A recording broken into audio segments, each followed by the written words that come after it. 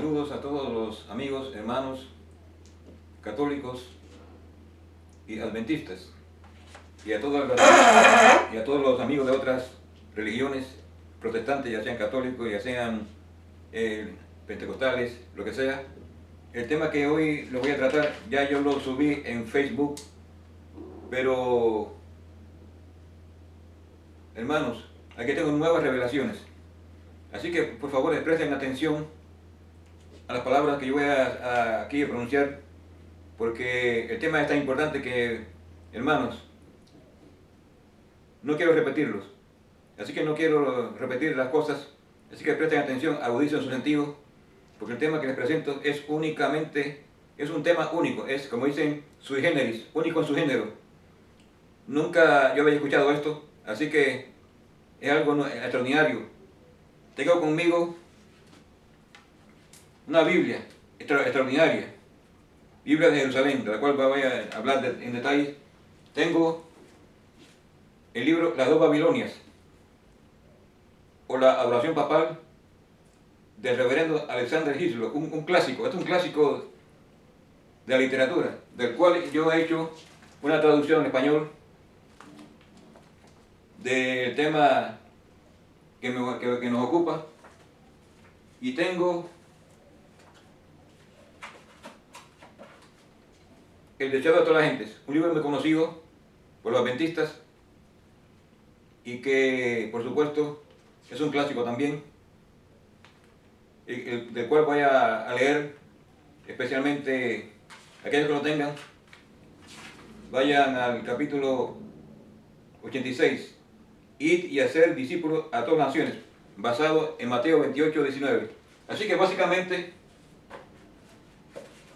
el tema que me ocupa está basado en Mateo 28, 19, a la luz de nuevas revelaciones.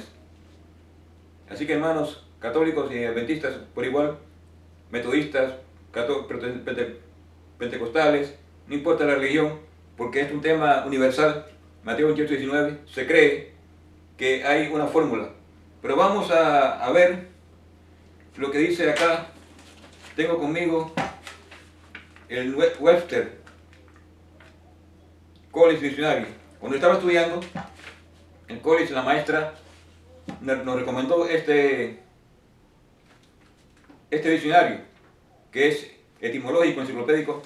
Y aquí la palabra misterio, porque vamos a tratar de esa palabra misterio, dice mystery. Vamos a tratar del misterio de Babilonia. Dice aquí mystery.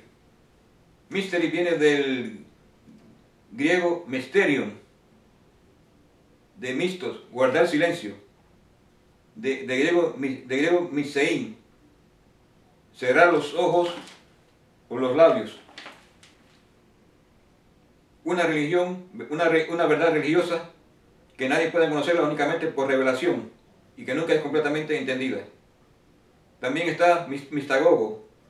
Mistagogo es uno que inicia en los ritos babilónicos a los iniciados. Así que el misterio de Babilonia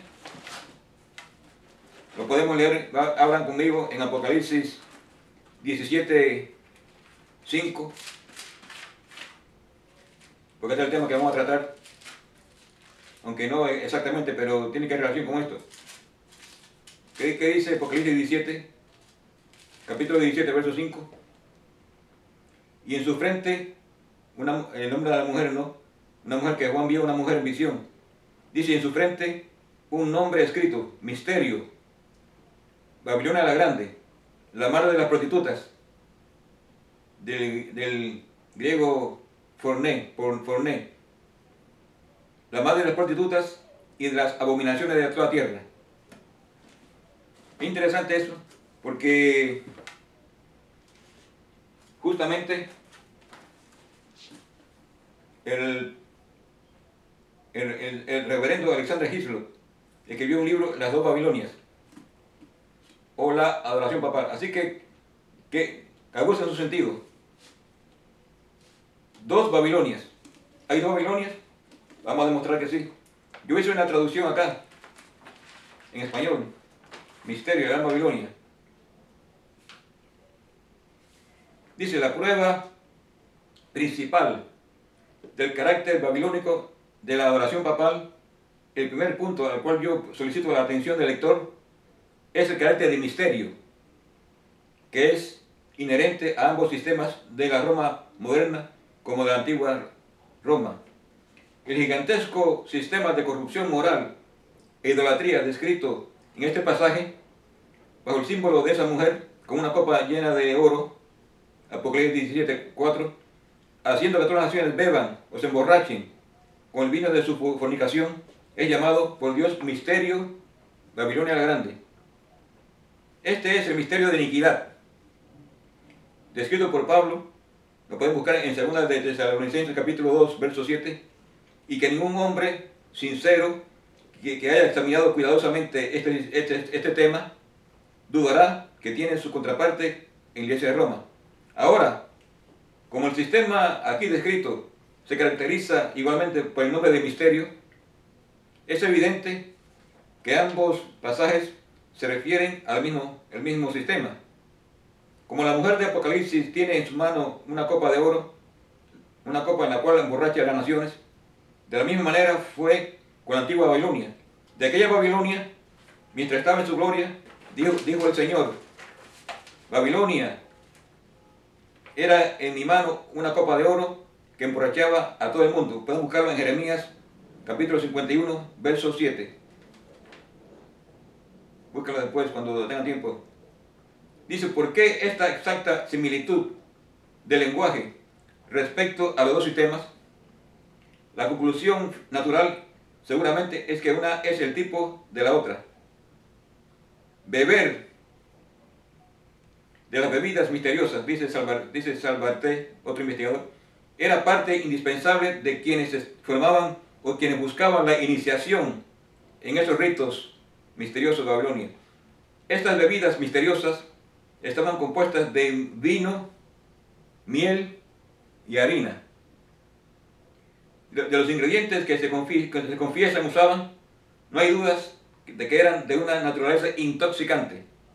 Y hasta que los aspirantes no caían bajo su poder y hasta que sus entendimientos se hubieran embotado y sus pasiones excitadas por dichas bebidas misteriosas, ellos por tanto no estaban todavía completamente preparados para lo que ellos iban a ver y a escuchar. Así que hay una maravillosa analogía entre la Babilonia antigua y ese misterio de iniquidad de que habla la Biblia, que está encarnado en la Iglesia de Roma. Su principal objetivo era introducir privadamente, poco a poco, bajo el sello del secreto y del juramento, lo que habría tenido éxito si se presentaba abiertamente, lo que no habría tenido éxito si se presentaba abiertamente. Ahora aquí viene un sistema de comparación, del sistema caldeo-babilónico, tipo de los dogmas de la Iglesia Católica Romana. Observe que no son mis palabras, hermano, es lo que dice el reverendo Alexander Hill en su libro La Babilonia, así que no son mis palabras, yo lo he traducido. Dice, así como se creía que los sacerdotes caldeos eran los únicos que poseían la llave del entendimiento de la mitología de Babilonia, así los sacerdotes de Roma papal se establecieron como los únicos intérpretes de las sagradas escrituras. Ellos únicamente tenían la verdadera tradición, transmitida de generación en generación, sin lo cual es imposible llegar a su verdadero significado. Ellos, por tanto, exigen implícitamente una fe implícita en sus dogmas, y todos los seres humanos están obligados a creer como la Iglesia cree, mientras que esta Iglesia, de esa manera, puede moldear su fe como le plazca.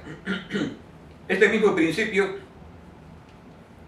fue introducido por la Iglesia Católica Romana en la Edad Media, cuando el Evangelio era desconocido y la Biblia un libro sellado para millones que llevaban el nombre de Cristo, cristianos.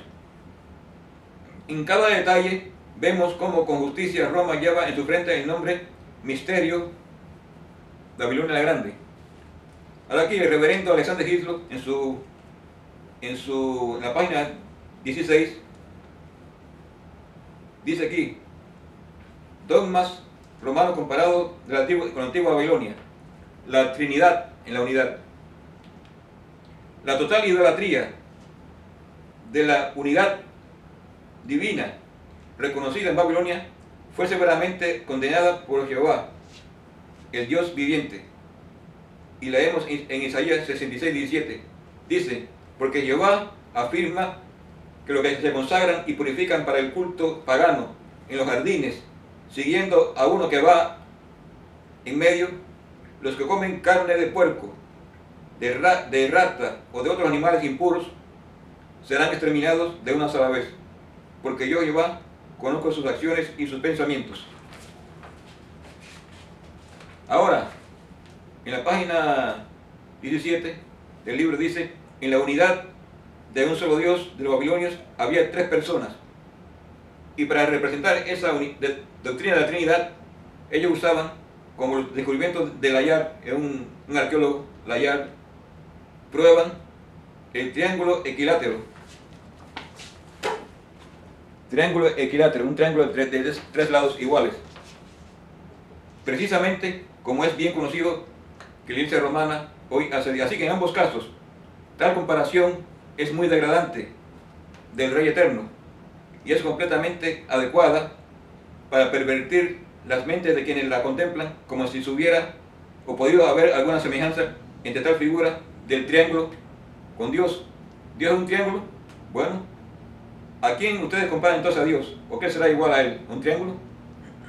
Ahora, el papado tiene en algunas de sus iglesias una imagen de Dios Trino, con 3 cabezas.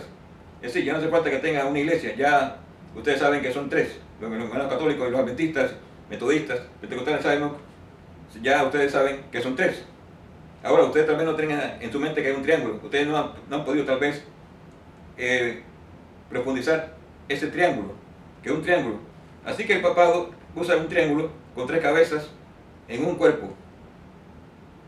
Como el arqueólogo Layard en su última obra demuestra, dice, las 3 cabezas están arregladas diferente en el mundo, en el modelo de Layard, pero ambas evidentemente tienen el propósito de simbolizar esa misma gran verdad, aunque todas ellas son representaciones de la Trinidad necesaria y completamente degradan el concepto de quienes adoran tales imágenes como el sublime acto de fe. De la misma manera, en la India, aquí viene la Trinidad hindú. En la India, de la misma manera, la divinidad suprema se presenta con 3 cabezas en un solo cuerpo, bajo el nombre de Eko Deva Trimurti, un dios 3 formas. En Japón, los budistas adoran una divinidad llamada Buda con 3 cabezas y un cuerpo bajo el nombre de Sanpao Fu.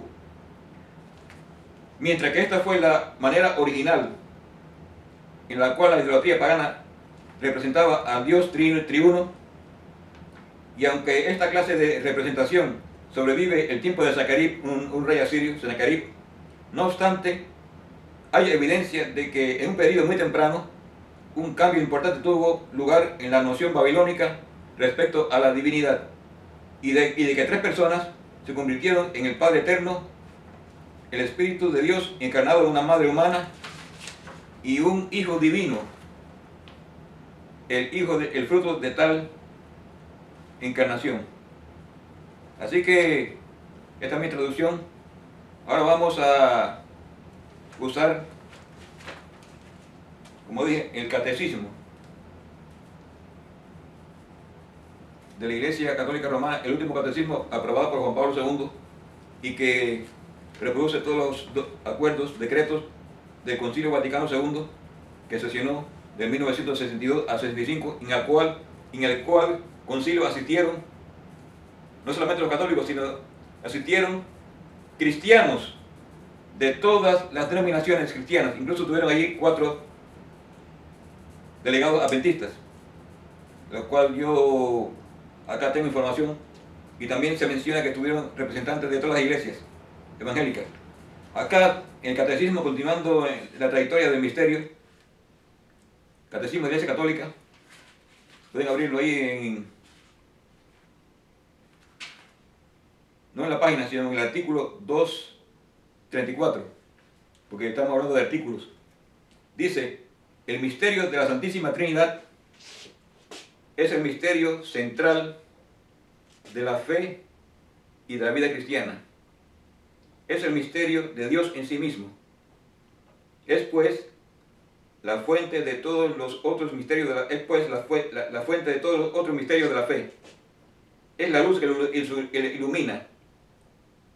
Es la enseñanza más fundamental y esencial en la jerarquía de la verdad de fe. Toda la historia de la salvación no es otra cosa que la historia del camino y de los medios por los cuales el Dios verdadero y único, Padre, Hijo y Espíritu Santo, se revela, reconcilia consigo a los hombres apartados por el pecado y se une con ellos.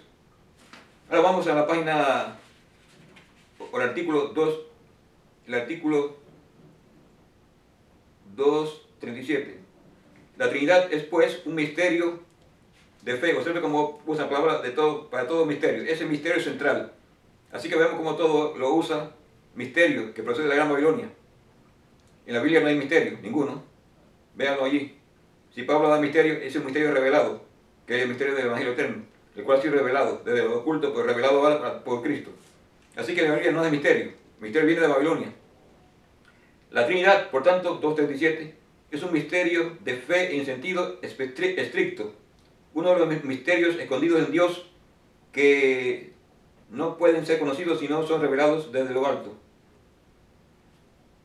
Aquí entonces viene una parte que quiero destacar en la página 242.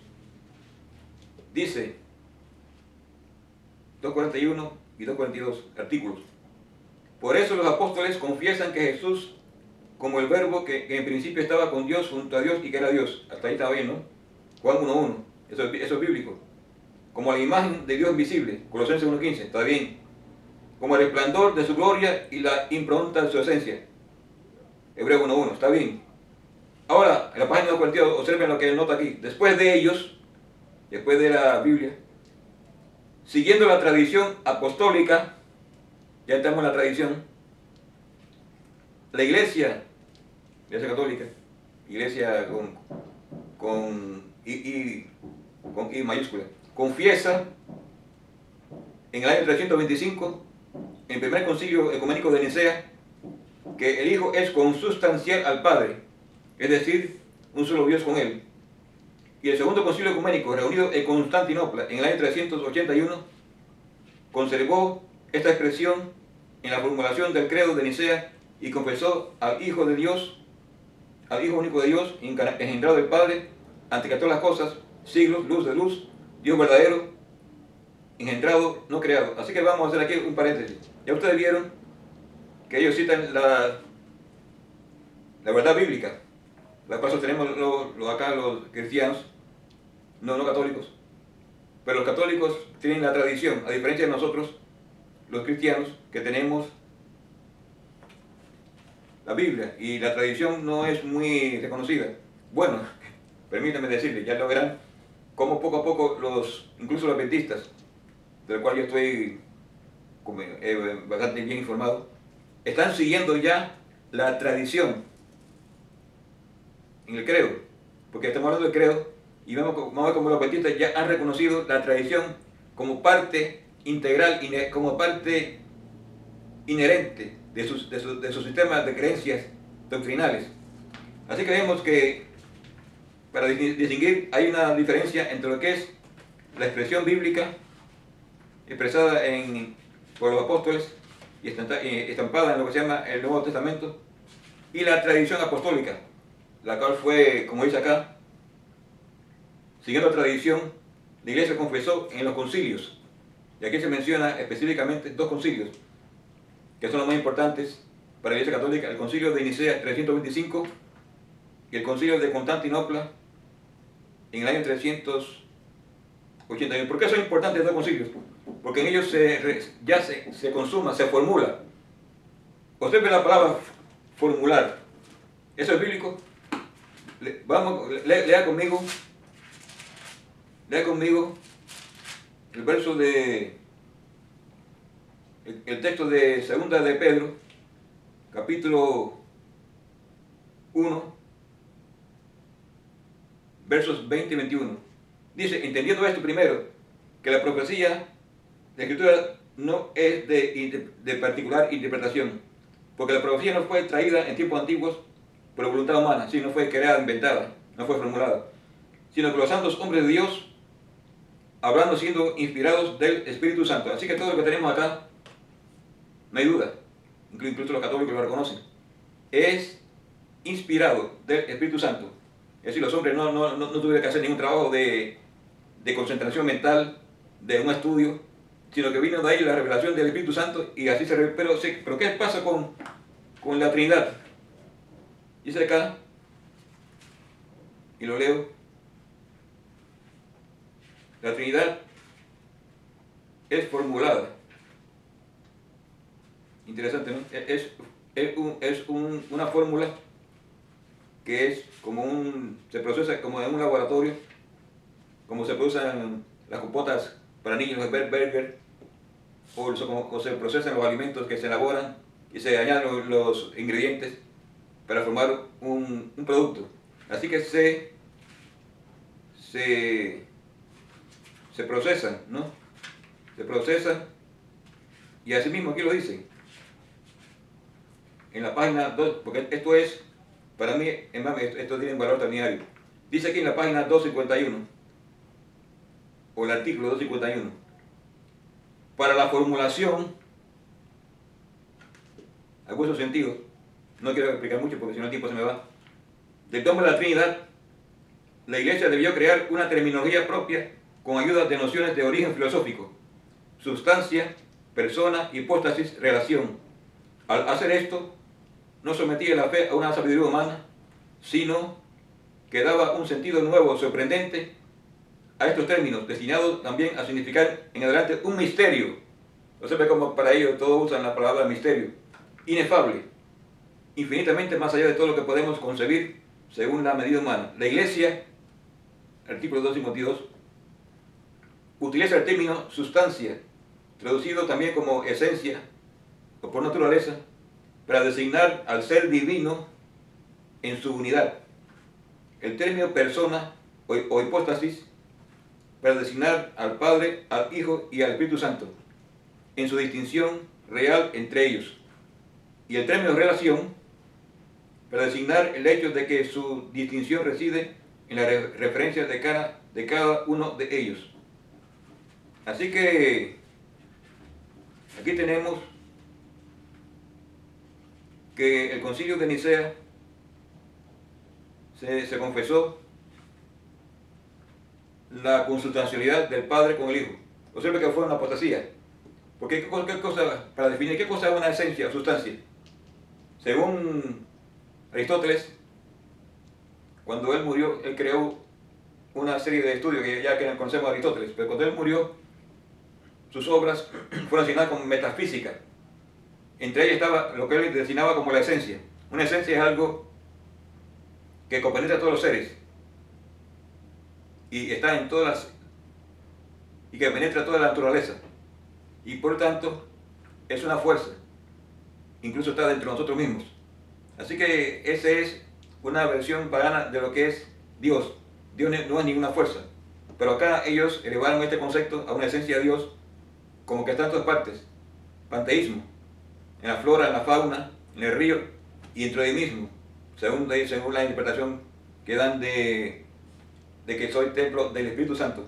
Así que esa es esencia. Así que Dios no es ninguna esencia. Dios es un ser personal. Lean, ¿dónde está Dios? Según la Biblia, en el monte de Sión, rodeado de santidad. Y también el libro de Ezequiel, el libro de Daniel, para los adventistas que estamos estudiando el libro de Daniel, ven allí capítulo 7, versos 9 y 10, una escena en la cual se produce un anciano que se sienta y los libros se abren. Y hay millones y millares que lo asistían, y millones estaban delante de él. Así que el juez está en un lugar específico. Cristo está al lado del Padre, en el trono. No está vagando, caminando. Hebreos 1.14 dice, no son espíritus ministradores. Lean Hebreos 1.14. Dice, no son todos espíritus ministradores enviados para el servicio de salvación a los que serán herederos de salvación. Así que los ángeles ocupan esa labor de ir y venir, dar consejos, dar concilios, dar consejos espirituales y transmitir las oraciones de los santos a Dios. Así que ese es el concepto de lo que es, volviendo a la esencia. Para ellos es la esencia, Dios no, no un ser personal, es una esencia. Y así de esa manera, en el año 381, leo acá del artículo 245, la fe apostólica relativa al Espíritu fue confesada por el segundo del Concilio Ecuménico en el año 381, después de Cristo, en Constantinopla. Dice, creemos en el Espíritu Santo, Señor y dador de vida que procede del Padre. La Iglesia reconoce así al Padre como la fuente y el origen de toda la divinidad. Sin embargo, el origen eterno del Espíritu Santo está en conexión con el Hijo. Dice, el Espíritu Santo, que es la tercera persona de la Trinidad, es Dios y uno e igual al Padre y al Hijo, de la misma sustancia y esencia, y también de la misma naturaleza. Por eso no se dice que es solo el Espíritu del Padre, sino que es a la vez el Espíritu del Padre y del Hijo. El credo del Concilio de Constantinopla, año 381, confiesa con el Padre y el Hijo, recibe una misma adoración y gloria. ¿Usted cree que la cosa terminó ahí? No quedó ahí. Ahora, en el artículo 246 dice, la tradición latina del credo confiesa que el Espíritu procede del Padre y del Hijo, en latín filioqui. El concilio de Florencia, en el año 1438, después de Cristo, estamos hablando de después de Cristo, 1438, dice, el Espíritu Santo tiene su esencia y su ser a la vez del Padre y del Hijo, y procede eternamente tanto del uno como del otro, como de un solo principio y por una sola aspiración.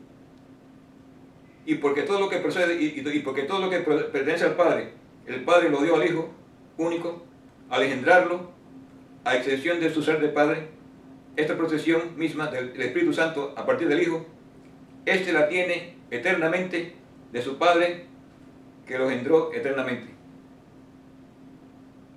Así que vemos que este proceso de la tradición llevó años.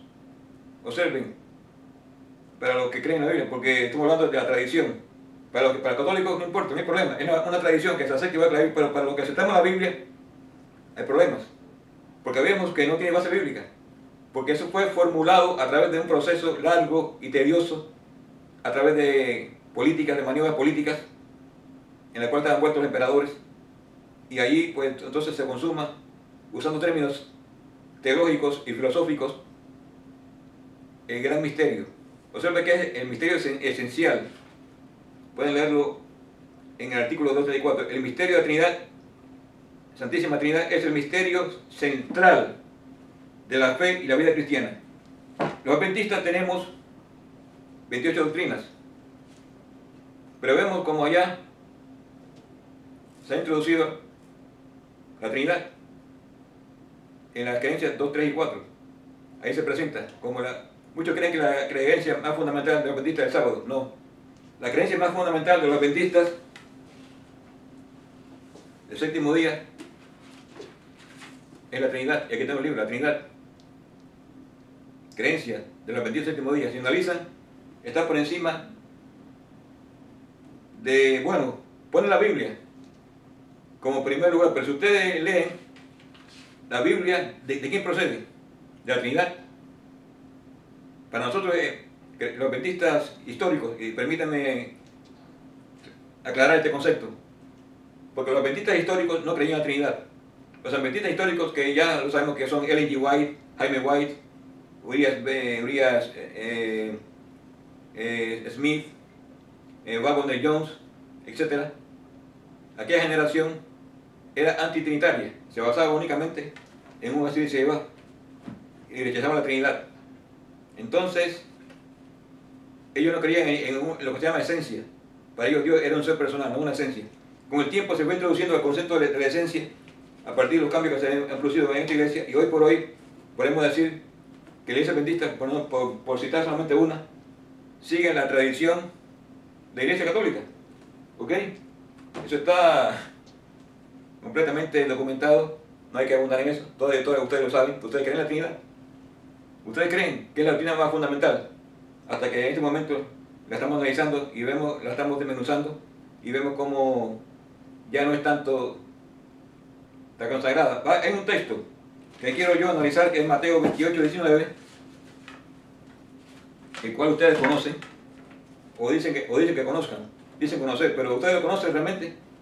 Hablan conmigo la Biblia en Mateo 28, 19. Ustedes lo creen que es cierto, pero vamos a ver cómo los teólogos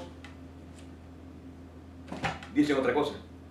Aunque ellos tienen dos caras, ellos dicen una cosa, pero hacen otra. Es decir, ellos no creen en Mateo 28, 19, porque ya está desechado, pero sin embargo lo mantienen.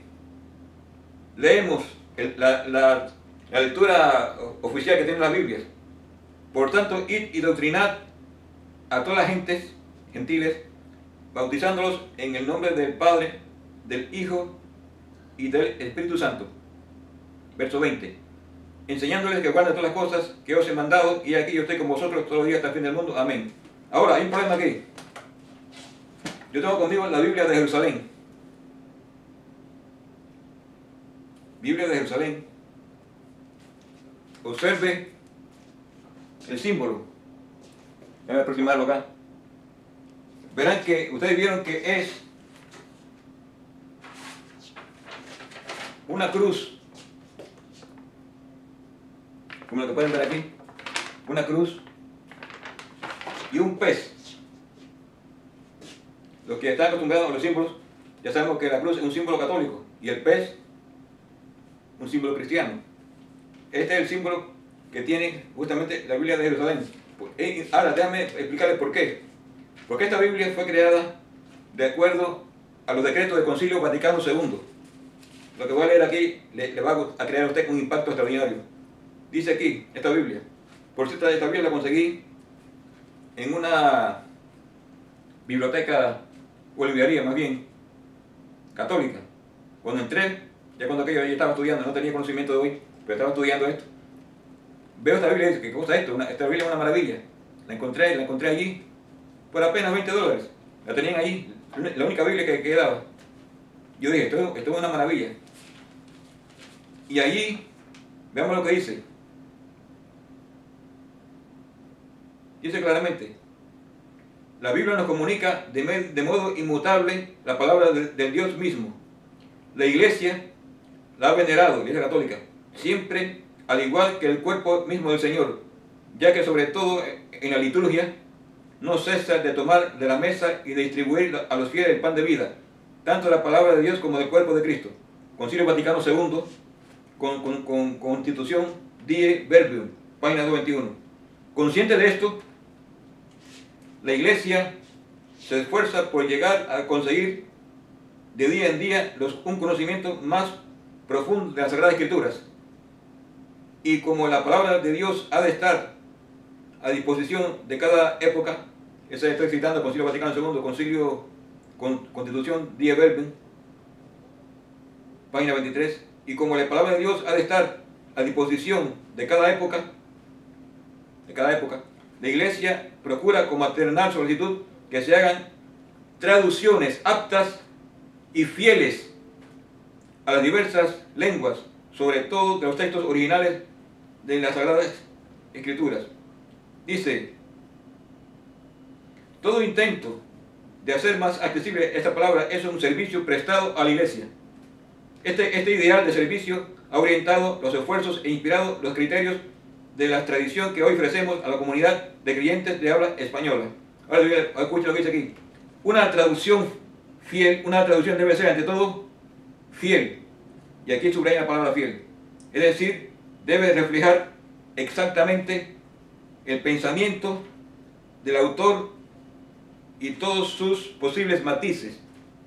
Se ha procurado esta fidelidad partiendo de un cuidadoso estudio de los textos originales, teniendo en cuenta o teniendo presente los actuales avances críticos y exegéticos.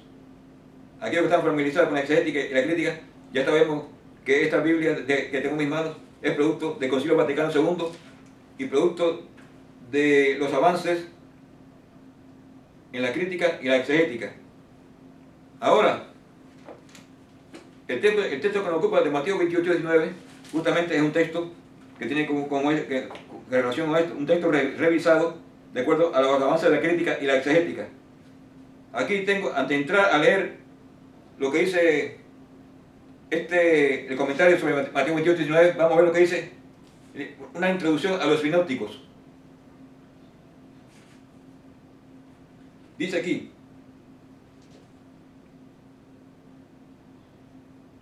estas dos obras compuestas, dice claramente sobre Mateo. Mateo compuesto entonces un primer evangelio, reconociendo los hechos y las palabras de Jesús en un relato seguido que abarcaba todo su ministerio terrenal, del bautismo hasta su redención. A este primer evangelio vino luego a añadirse una colección F, cuyo autor ignoramos, pero que recogía las otras palabras del Señor con las mismas en otras formas. Estas dos obras, compuestas en arameo, el original, que es una forma de hebreo parecida, pero es arameo, fueron pronto traducidas al griego. Y de esa manera, así que aquí claramente ellos dicen que fue escrita primero en arameo. Mateo fue escrita en arameo y después fue traducida al griego. El deseo de acomodarse, escuchen esto, el deseo de acomodarse a los hermanos de origen pagano habrá producido una nueva forma del primer evangelio que hemos propuesto se atribuye a Mateo. ¿Está bien? Así que este es el tema de Mateo 28-19 que ellos están analizando de una forma crítica y analítica, exegética. Aguza su sentido. Dice, el deseo de acomodarse a sus hermanos de origen pagano habrá producido una nueva forma del primer evangelio que hemos propuesto se atribuye a Mateo, forma nueva